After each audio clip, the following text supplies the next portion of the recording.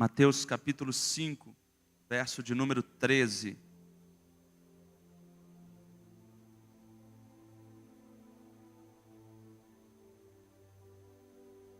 Vamos ler o verso 13 até o 16. Quem achou, diga: eu achei. Diz assim o texto: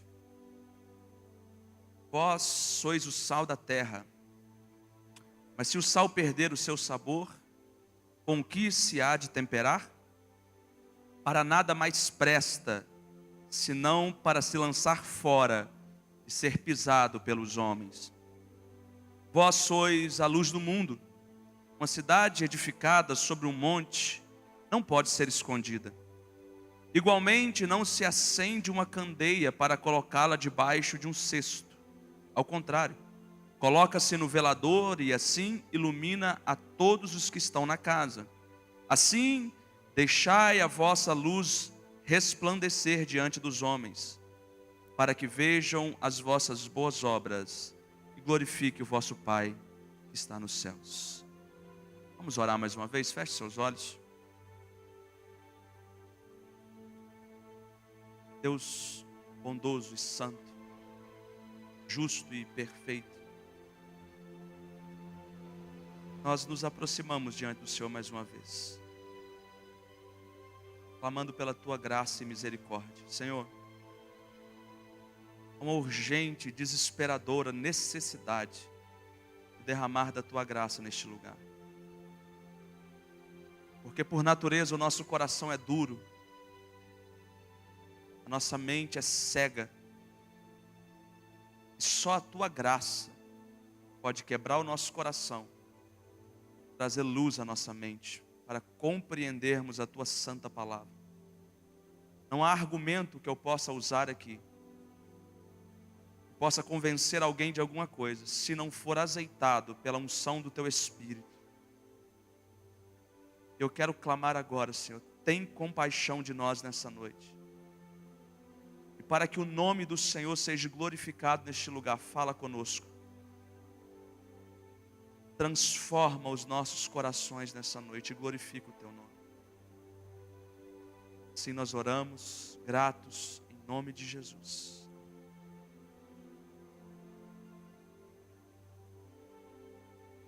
Irmãos, o texto que acabamos de ler se encontra no Sermão do Monte, talvez o sermão mais poderoso registrado nas Escrituras, um sermão riquíssimo em doutrinas, em verdades que podem transformar nossa vida. Do verso 1 do capítulo 5 até o verso 12, Jesus descreve o que nós conhecemos como as bem-aventuranças. E ali ele está relatando o caráter do crente, como ele está recomendando que o crente seja, o que se espera de um cristão autêntico, de alguém que de fato nasceu de novo. Jesus, dessas bem-aventuranças, ele está relatando como deve ser o caráter cristão, como deve ser o proceder de todo aquele que resolve abandonar o mundo e pela graça de Deus andar atrás de Jesus. Ele termina essa primeira parte do sermão falando sobre perseguição. A última das bem-aventuranças é: bem-aventurados são vocês quando vocês foram perseguidos por causa da justiça. Vocês serão bem-aventurados quando insultarem vocês, quando perseguirem vocês, quando mentindo disserem todo mal contra vós. Exultai e alegrai-vos. Ao descrever o caráter cristão, Jesus termina essa primeira parte falando de perseguição. E pode ser que os discípulos estavam tanto quanto desanimados, porque a missão deles era ferrenha. Tente, meu irmão, se colocar no lugar desses homens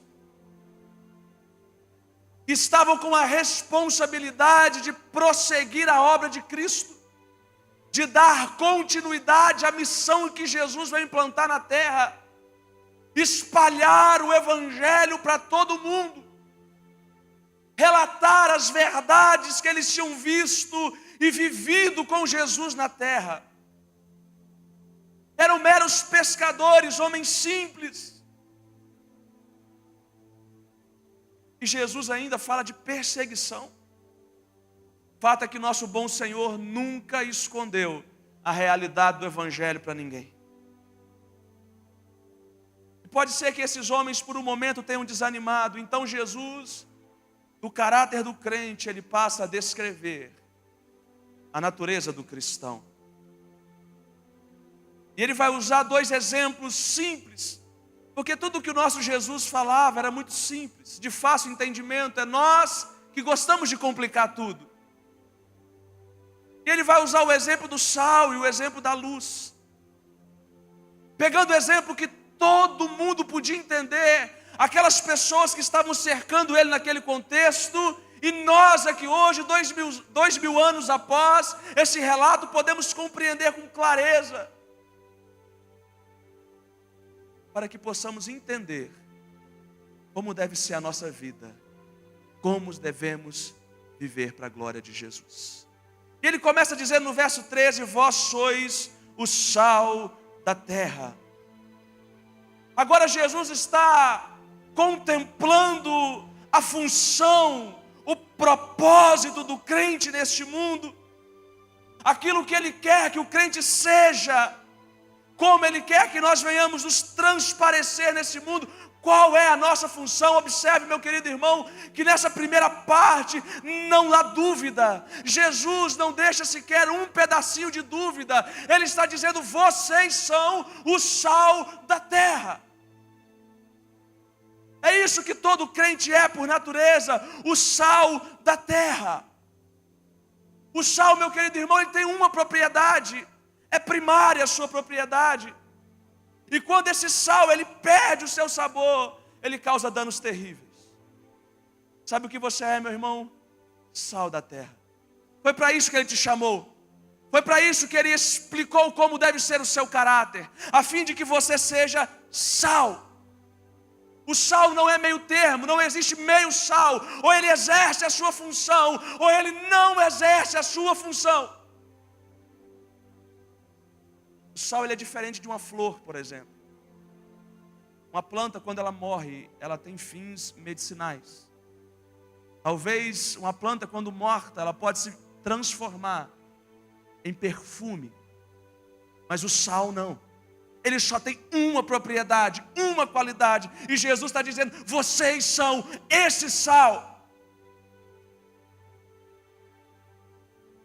O sal conserva. Primeira propriedade. Ele conserva. E quando nós olhamos para o contexto o qual Jesus se refere, a um contexto mundano, um contexto de perseguição, um contexto onde pessoas vão perseguir a igreja, um contexto onde as pessoas irão perseguir aqueles que levam a palavra de Deus. O mundo jaz no estado de putrefação. Quando nós lemos Gênesis capítulo 6, verso 3, nós vemos Deus falando: olha, o pensamento do homem é continuamente mau, e os versos vão seguindo, e Deus avisa: olha, eu me arrependo de ter feito o homem. O mundo está como Sodoma e Gomorra, afundado na corrupção. Quando ligamos a televisão, querido, nós não conseguimos enxergar outra notícia senão corrupção e corrupção, homicídios, assassinatos, imoralidade sexual, homossexualismo. Por onde quer que você lance os seus olhos, o que você vê é pecado, podridão, pecado sobre pecado, maldade sobre maldade. O mundo está apodrecendo. E o crente deve ser esse tal sal, a fim de conservar o mundo. Irmãos, nós vivemos em uma dualidade. O crente é chamado para viver nesse mundo, embora não seja deste mundo. Enquanto aqui nós vivemos, nós temos a função de conservar esse mundo. Enquanto aqui nós existimos, nós temos a função de zelar por aquilo que Deus colocou nas nossas mãos para fazer. Nós não somos daqui.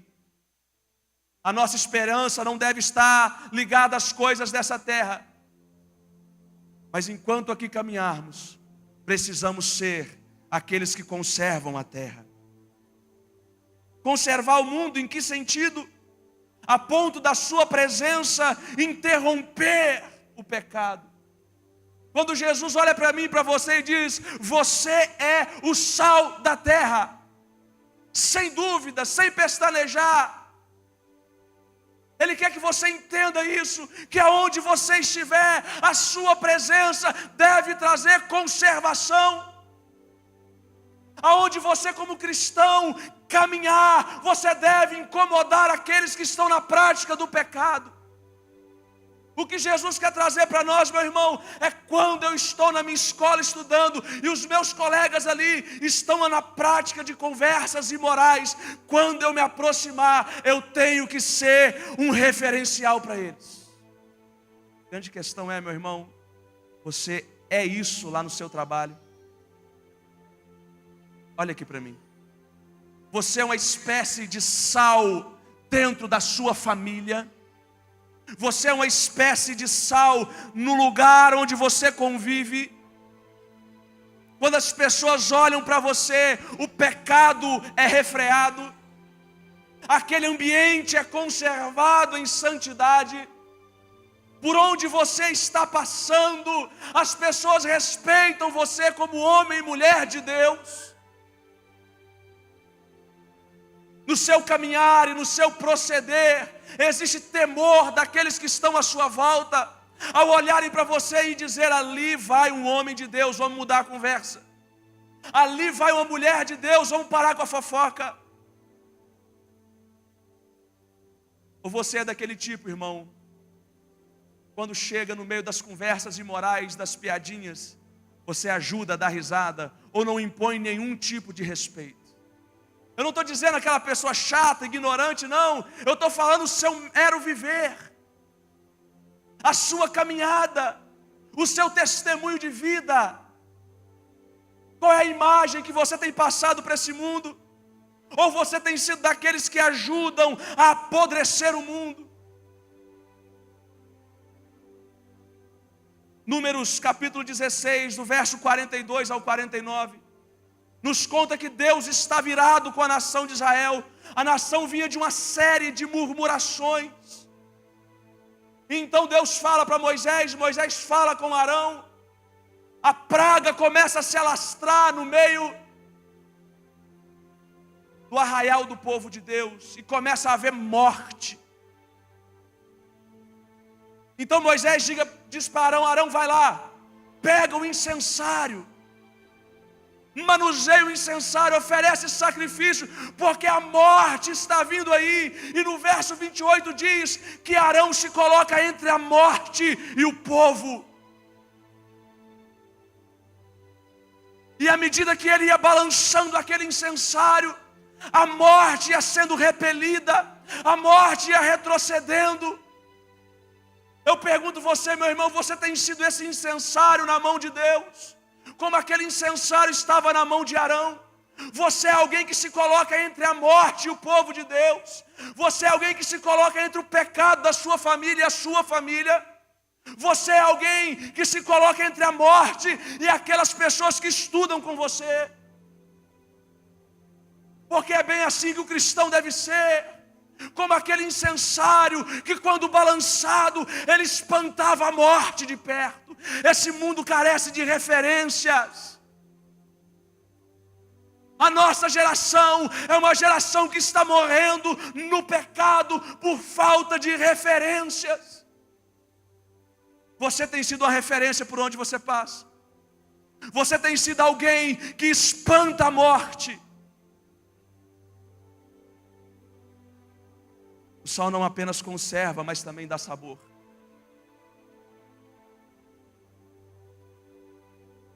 O mundo está louco atrás de felicidade. O mundo está procurando desesperadamente alguma coisa para satisfazer o coração. No entanto, só o crente conhece o verdadeiro sabor da vida. Só aqueles que nasceram de novo conhecem o que é a verdadeira felicidade, Cristo. Irmão, a nossa alegria não é pessoa, a nossa alegria não é coisa. Irmãos, eu amo a carta aos Filipenses. O apóstolo Paulo está preso, correndo o risco de morrer. Os burburinhos de sua morte estão no ápice. E aquele homem escreve a carta aos Filipenses, conhecida como a carta da alegria, porque pelo menos por 15 vezes na carta aos Filipenses, ele vai usar esse termo, alegria, ou os seus correlatos. Um homem em cadeias, muitas vezes açoitado, injustiçado, ele não reclama. E no final da sua carta ele vai dizer, alegrai-vos no Senhor, outra vez vos digo, alegrai-vos. Ele sabia o que é isso, irmão, porque a alegria do crente não é coisas, não é circunstâncias, mas é uma pessoa. A nossa felicidade é Cristo, a pessoa de Cristo, nada mais, nada menos. Colossenses capítulo 3, verso 11, Cristo é tudo em todos. Aleluia! A grande pergunta aqui, meu irmão, é: você está satisfeito em Cristo? Você é contente em Cristo? Ele é tudo para você, Ele te preenche, Ele te satisfaz. Você diz não, te convido a se arrepender dos seus pecados nessa noite e receber Jesus como seu Senhor. Arrependa-se desse pecado terrível em não estar contente em Cristo. Sabe como você faz para saber se está contente em Cristo ou não? Você anda correndo atrás de quê? Onde você empreende mais força da sua vida? É atrás de um concurso? É atrás de dinheiro? É atrás do quê, meu irmão? Ou é atrás de Jesus? Em estreitar o seu relacionamento com Ele. Cristo é tudo para você. O verdadeiro crente, aquele que nasceu de novo, aquele que entendeu o propósito do reino. Sabe qual é o propósito do reino de Deus? Quando você descobre o reino, você vende tudo que você tem. Não é assim que diz a parábola? E vai comprar aquele precioso terreno. Você encontra uma pérola preciosa, a ponto de você estar disposto a abrir mão de tudo para ganhar Cristo. Não é isso que Paulo fala lá em Filipenses? Eu considero tudo isso como esterco, refúgio, pela sublimidade de conhecer Cristo e ser achado nele. Essa é a alegria do crente. Só o crente conhece a verdadeira felicidade para dar sabor a este mundo. Por isso que as pessoas olham para você e não entendem. Quando você passa por uma grande dificuldade, talvez uma enfermidade, talvez a perca de um emprego, uma luta dentro da igreja, qualquer situação que seja, e você permanece fiel a Deus, o mundo olha para você e pergunta o que é nisso, que ele não para de sorrir, ele não para de estar contente nessa pessoa de Cristo. Irmãos, isso é o tempero da vida que falta no mundo, que só eu e você conhecemos. Aleluia. Uma pequena quantidade de sal influencia a grande massa. Algo interessante no sal é isso, já pensou, irmão?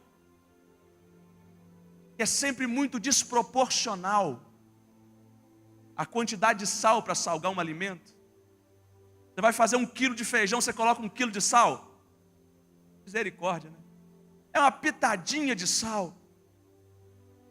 Irmãos, embora sejamos minoria neste mundo, a igreja não precisa ter uma grande instituição, a igreja não precisa ter uma grande associação, uma grande academia.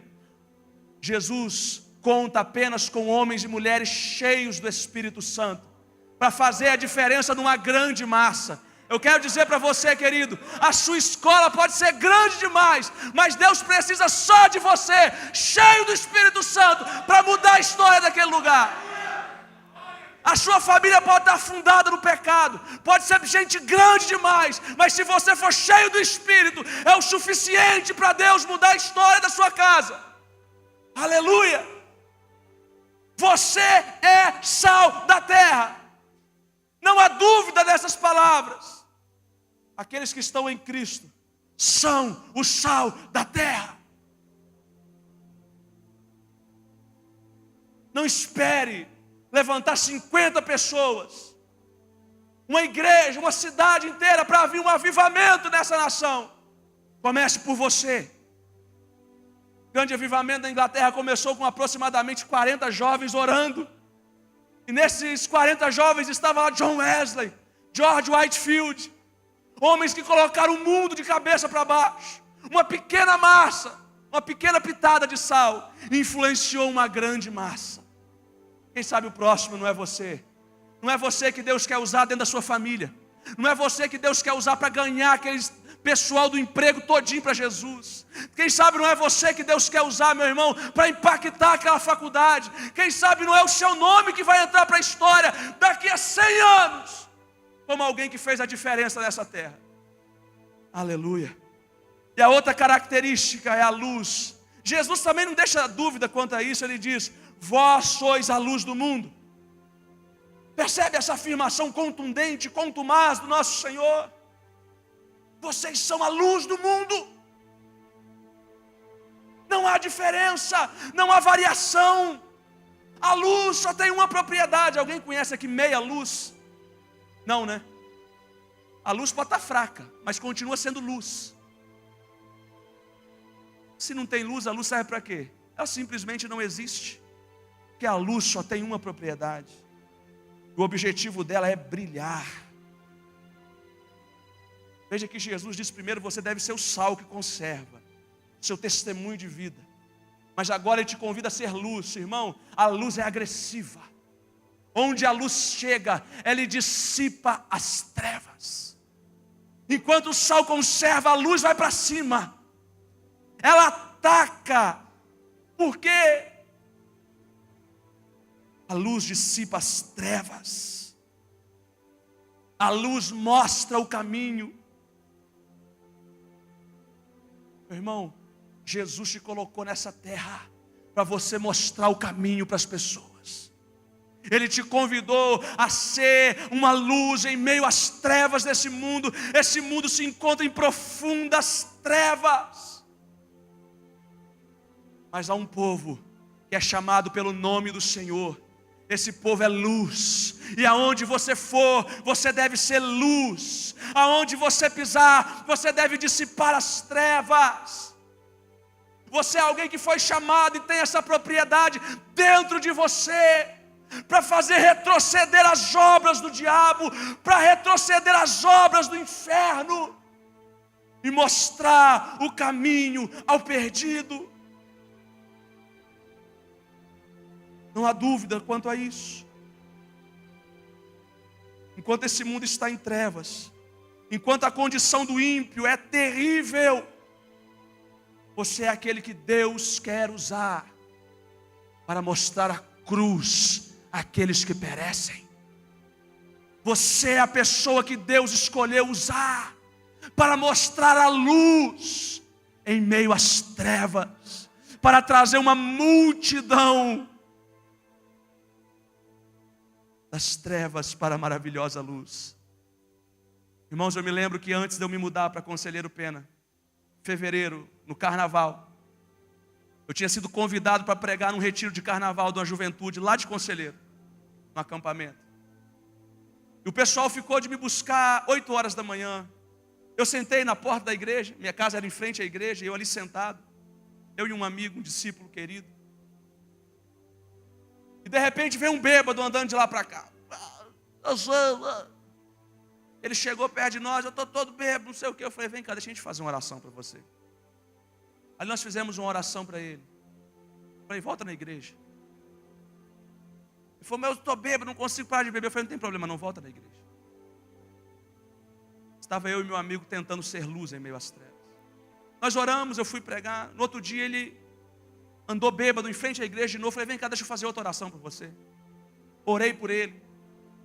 Ele: vem na igreja hoje à noite. Mas eu estou todo bêbado. Eu falei: não tem problema, vem na igreja. Aí ele não foi. Mas ele passou lá em frente. Eu falei: vem cá, no terceiro dia. Eu quero te dizer um negócio. Todas as vezes que você passar em frente à secretaria da igreja, que pode entrar nessa secretaria, eu quero orar por você. Eu quero ver Jesus mudar a sua história. Vem aqui tomar um café comigo. Você toma um café e eu oro com você. Ele passou aí. Ele passava bêbado lá em frente, entrava, eu orava com ele. De manhã, ele passava bêbado à tarde, eu orava com ele. Até que um dia ele entrou muito bêbado, eu orei, ele caiu endemoniado. Estava eu e o outro presbítero lá orando e saiu. Ele foi embora, eu falei, hoje à noite vem na igreja. Então ele resolveu ir na igreja, ele apareceu na igreja, meio bêbado. Sentou lá atrás. Na hora que acabou o culto, ele me procurou lá na frente. E diz, eu falei com você que eu vim mesmo. Eu falei, que bom que você veio, vem cá que a gente vai orar para você de novo. E nós oramos para aquele homem. Foi a última vez que eu vi ele bêbado.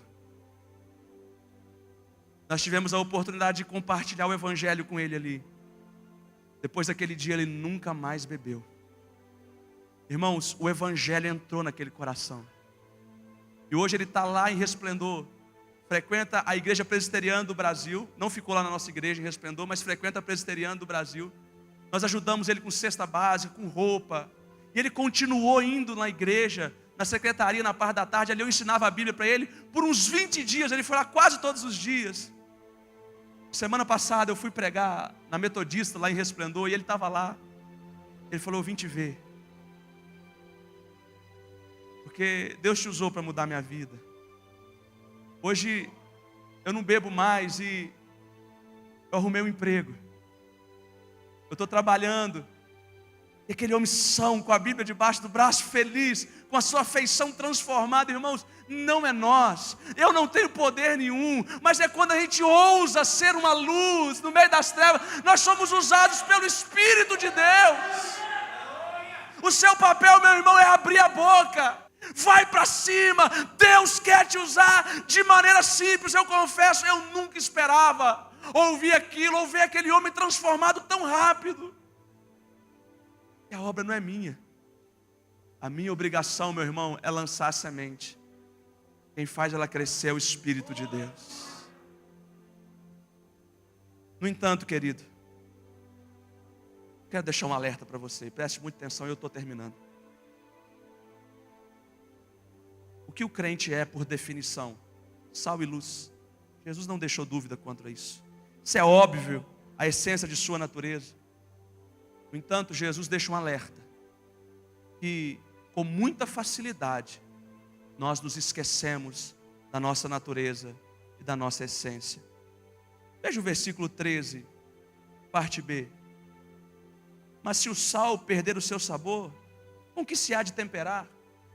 Para nada mais presta, senão para ser lançado fora e ser pisado pelos homens. Se a luz, verso de número 14, uma cidade edificada sobre um monte, não pode ser escondida. Igualmente não se acende uma candeia para colocá-la debaixo de um cesto. Ao contrário, coloca-se no velador, assim ilumine a todos os que estão na casa. Ele conclui dizendo, assim, olha a ordem, deixai a vossa luz resplandecer. Para quê? Para que vejam as vossas boas obras e o quê? Glorifiquem o vosso Pai que está no céu. Se você foi chamado para ser sal, e você não está sendo sal, eu quero olhar para você e dizer hoje, você não está prestando para nada. Se você nasceu de novo e é um crente, e você não conserva o lugar onde você vive, a Bíblia diz que você não presta para nada, só para ser pisado pelos homens. Se você não está cumprindo o seu propósito, você não presta para nada. É isso que o texto está dizendo para nós. Preste atenção nisso. O falso crente, o crente nominal, ele não consegue aproveitar nada. Ele não aproveita os prazeres da carne, que embora momentâneos são prazerosos. E também não consegue aproveitar as delícias do Espírito de Deus e de sua palavra. No mundo, ele é taxado como religioso. Dentro da igreja, ele é chamado de carnal. Percebe a condição que você se encontra? Esse texto fala com você.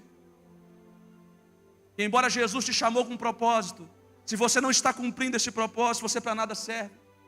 Tenta imaginar o sal. Se o sal não salgar, para que o sal poderia servir mais?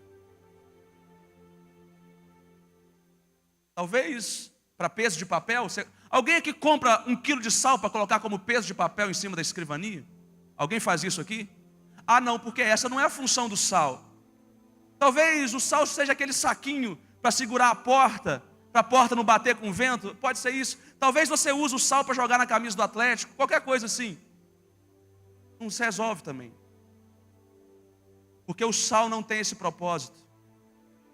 O sal serve para salgar e dar sabor. Da mesma forma a luz. Preste atenção nisso. Há um contraste terrível e muito óbvio entre o crente e o incrédulo. Assim como luz e trevas, deve ser o crente e o incrédulo. O que Jesus está querendo dizer para nós com esse negócio de cidade, acender candeia, esconder? Da mesma maneira, meu querido irmão, que não se acende uma luz para escondê-la, você não nasceu de novo para ficar escondido e vivendo sorrateiramente como um crente 007. Da mesma forma que não se pode esconder uma cidade, é ridícula a ideia você tentar esconder o seu cristianismo. Covarde! Covarde! Está escrito que aqueles que me negarem diante dos homens, eu também o negarei diante do meu Pai.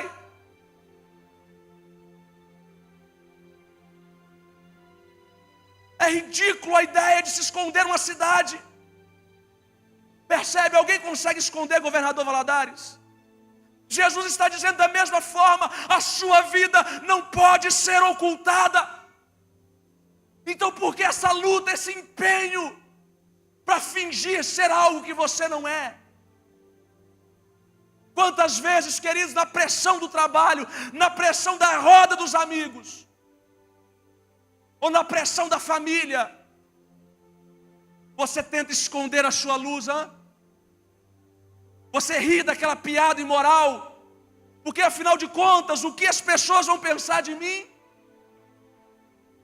Você fala uma mentirinha para o seu chefe, porque senão eu vou perder o meu emprego, eu tenho que agradar o meu patrão.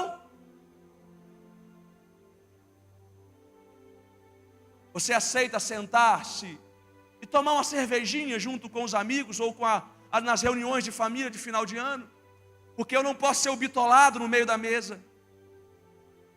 Covarde. Covarde. Um dia Jesus vai voltar. Ele vai cobrar isso das suas mãos. Você é como o Apocalipse 3,16. Nem frio nem quente. Sabe qual é o seu resultado? Ele vai vomitar você. Pessoas que tentam viver esse estilo de vida, meio termo, meio lá e meio cá. É aqueles descritos em Mateus 7, do verso 21 ao 23. E chegarão naquele dia e dirão: Senhor, Senhor, em teu nome fizemos isso, isso e aquilo outro. Mas o final que essas pessoas vão escutar é o seguinte: apartem-se de mim. Analise o seu coração à luz das Escrituras. E veja se você não está passando por esse ridículo. Você tem vergonha de falar de Jesus?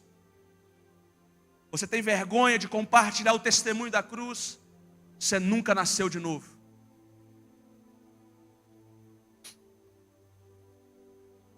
Eu quero terminar com você. Apocalipse, sabe comigo, eu quero que você abra, eu termino agora. Último capítulo da Bíblia, Apocalipse 22. Verso 11 ao 16.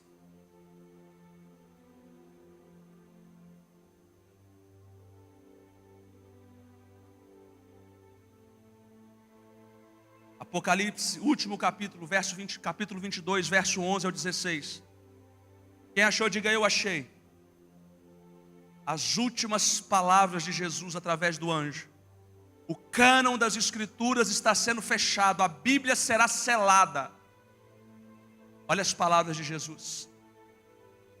E acrescentou: não oculte as palavras da profecia deste livro. Versículo 10. Porquanto o tempo se aproxima rapidamente. 11. Ora, quem é injusto, continue na injustiça. Minha tradução diz o seguinte: quem é mundano, continue na impureza.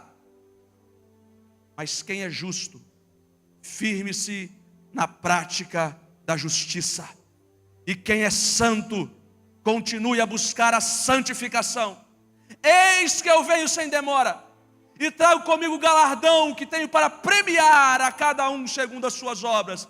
Eu sou o alfa e o ômega, o primeiro, o derradeiro, o princípio e o fim. Bem-aventurado todos aqueles que lavam as suas roupas no sangue do Cordeiro. Assim ganha o direito da árvore da vida e pode adentrar na cidade através de seus portais. No entanto, fora estão os cães, os bruxos e ocultistas, os que cometem imoralidade sexual, os assassinos, os idólatras e todos os que amam e praticam a mentira.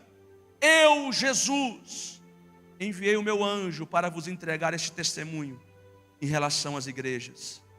Eu sou a raiz e o prometido descendente de Davi e a brilhante estrela da manhã. Presta atenção nisso, meu irmão. As últimas palavras de Jesus está mandando nós fazermos, sabe o quê? Escolhe o que você quer ser. Não tem como ser sal e ser pisado pelos homens. Ou ele exerce a sua propriedade, ou ele é pisado pelos homens. Não tem como a luz dissipar as trevas e viver apagada. Jesus está dizendo: quem é mundano, quem é injusto, continue na prática da injustiça. Você ama o pecado, filho? Você gosta da prostituta?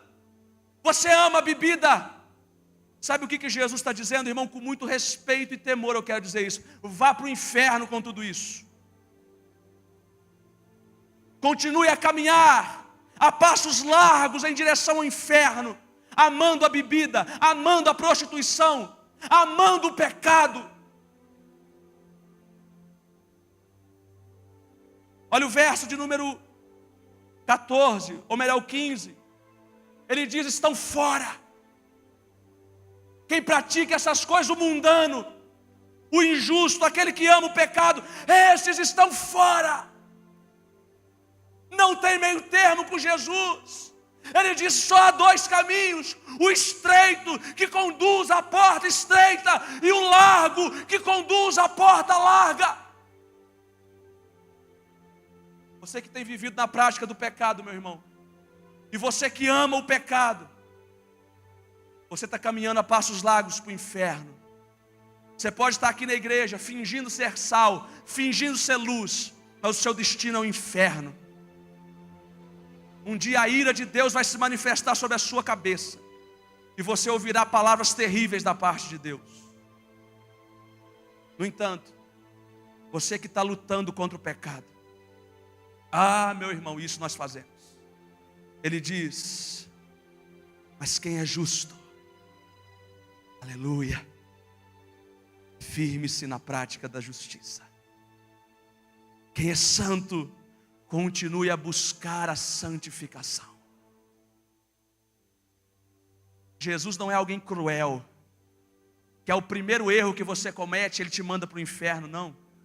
Quando ele diz o justo e o santo aqui, ele está falando para mim e para você, meu irmão, que estamos lutando contra o pecado, que muito embora nós retrocedemos um degrau, a gente continua subindo 2. Na nossa caminhada teremos tropeço, mas jamais nos acomodaremos no pecado. Então você continue na luta contra o pecado, continue buscando a santificação, porque vai chegar aquele dia e ele vai se manifestar, o princípio e o fim, o primeiro e o último, a raiz de Davi, a brilhante estrela da manhã, trazendo o seu galardão. Um dia essa luta vai cessar. Um dia, meu irmão, essa guerra vai ter fim. Nós venceremos o pecado. Sabe por quê? Porque na cruz do Calvário, há 2000 anos atrás, Ele já venceu por nós. Aleluia. Então continue a lutar contra o pecado. E Ele lhe dará graça para vencer. Quem é você, meu irmão? Você é sal, você é luz. Prossiga nessa caminhada de sal e luz. Agora, se você não é, eu quero te convidar hoje a se arrepender dos seus pecados. Ainda há misericórdia. Essas palavras ainda não se cumpriram, ainda há misericórdia. Ainda há sangue escorrendo da cruz. Ainda há a mão do nosso bendito Senhor estendida para você hoje. Eu quero te convidar. Arrependa-se dos seus pecados. Porque você pode morrer hoje, ou Jesus pode voltar amanhã. E aí pode ser tarde demais. E você que já é salvo, entende isso. Quando sair daqui, seja sal aonde você viver, e seja luz por onde você passar. Vamos orar ao Senhor. Feche seus olhos, queridos.